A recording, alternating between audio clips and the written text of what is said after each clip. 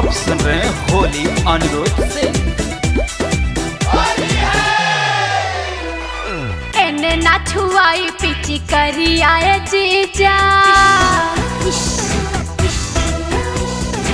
एने ना छुआई पिची करी आए जीजा, छोट बाटे हमरो मिरिया हो होने हाटी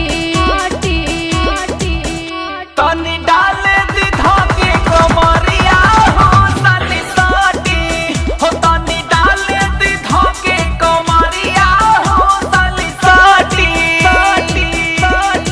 एने ना छुआई पिची करी आए जीजा,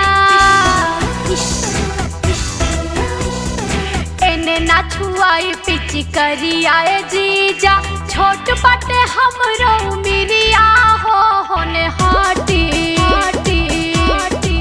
हो तनी डाले दी धागे कमरिया हो साली साटी हो, तनी डाले दी धागे कमरिया हो साली साटी।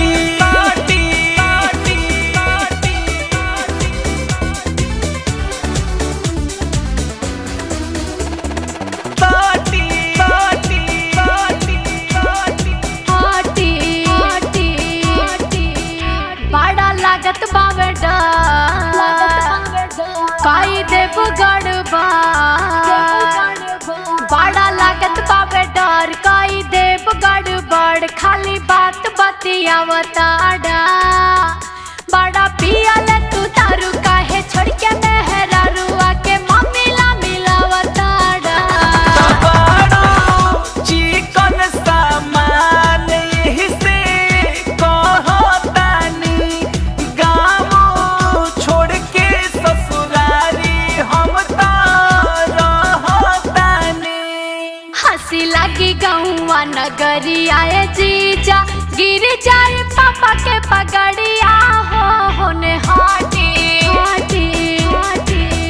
तनी डाले दी धागे कमरिया हो साली साटी हो, तनी डाले दी धागे कमरिया हो साली साटी।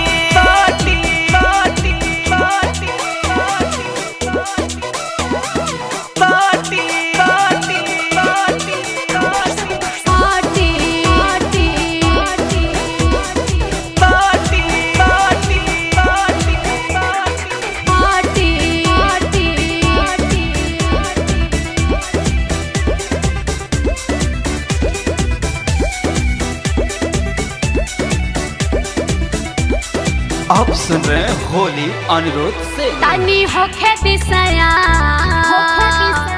हाई रौर समान, तनी होखे दिसयान हाई रौर समान, बात मान ली हमरो जीजा जी, सुनी बिंदस बिहारी जनी कारी बरियारी, छुई देह अनिरुद्ध जीजा जी।